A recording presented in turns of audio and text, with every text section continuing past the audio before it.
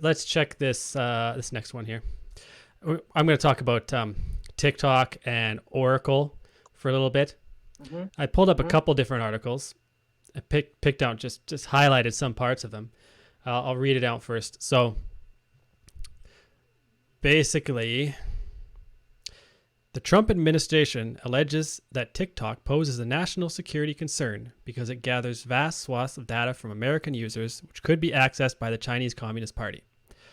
All right. So, really, I don't know. I mean, I don't know if I don't know if I buy that really, because how valuable is that information that they're getting from teens dancing, and are they really digging deep into their phones to get other information? I heard it's possible. I don't know. Who knows, right? Okay, let's move on. TikTok has denied those allegations. The company has said its data centers are located outside of China, and none of that data is subject to Chinese law.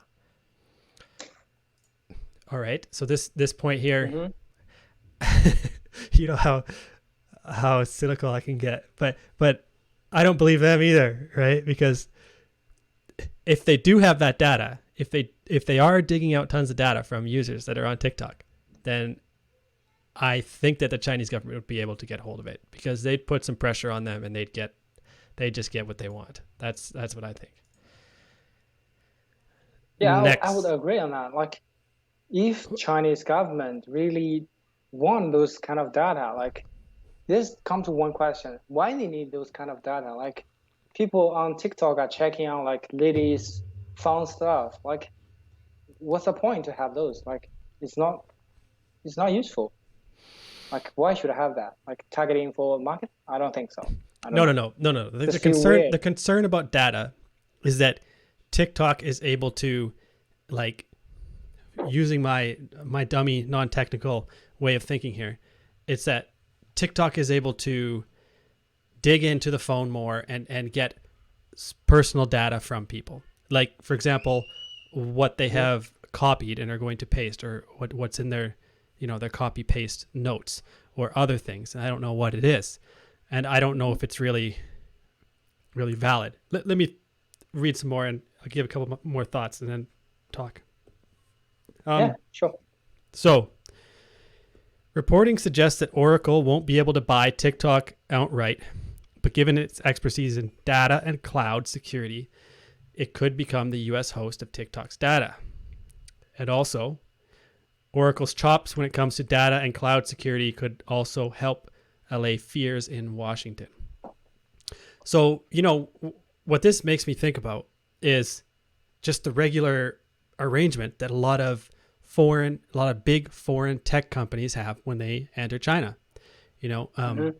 When they enter China, they have to give up some type of, they have to give up some of their technology, or they have to work with a partner within China that is going to help control things, but also that partner is going to learn from them and it's going to make money from them. And China's basic pitch to those companies is that, well, if you want to come in China and sell to all of these consumers, this massive market, you got to give us some honey, right? And you're gonna give us some share. Yeah. And this is what I think is the same thing is going on here. That's what it reminds me of from a business point of view. Is USA has a ton of users that are going to spend money, and they're worth a lot of money. And Trump is like, oh, okay, TikTok, like you partner up with a US company, they'll pay you well, but they're gonna get a big chunk of your profits. They're gonna work together with you.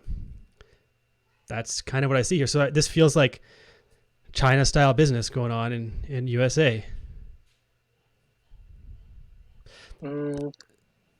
I think from my point of view, it just feels very weird about what Trump just said about like all TikTok or those articles. I feel like it doesn't really make sense from a Chinese person's perspective. Like this is thousands of applications. Like I believe some people are even use like Instagram or Facebooks, and even Chinese are using them.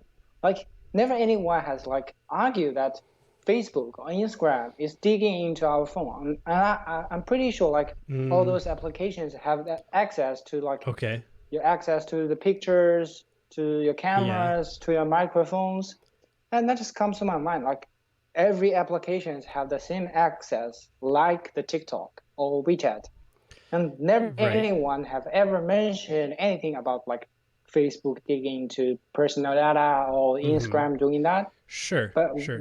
But it comes to like TikTok, yeah. they still don't allow Facebook to operate in China. Yeah, I think I don't know why actually. As a Chinese, I don't know why. Like, what happened with Facebook? But yeah, that's something else. I just feel like, from my perspective, like TikTok is nothing, just an application which is used for like everyone is using now. It's very hot now. Yeah. I don't know why they just banned that so suddenly. Right. Okay, let's check out a bit more on this. All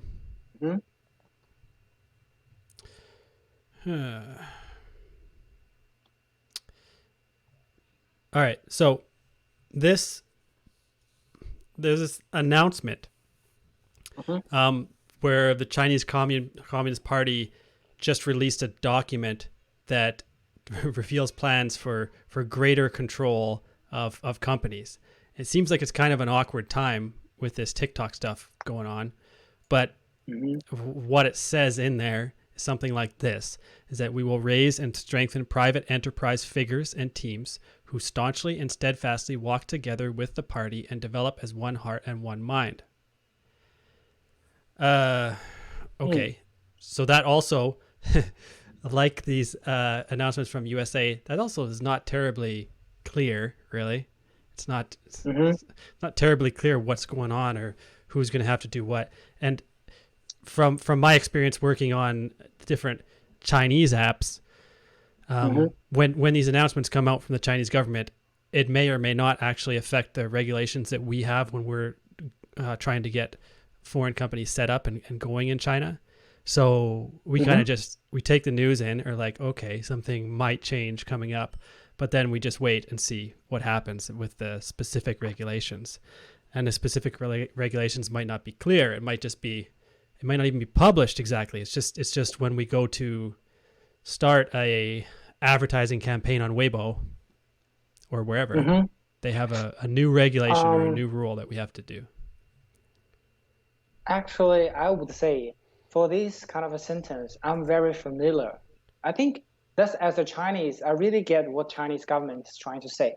It says in here is like, and develop as one heart and one mind. So I think that's meaning in Chinese is 一心一意. So it means like everyone need to focus on the same matters. You can't have the second thought on something else. So I think in here, one heart and one mind means like all the companies, including like the Chinese company or the private sectors, you need to focus on like in China. Like you can't be, leaning to overseas governments or countries.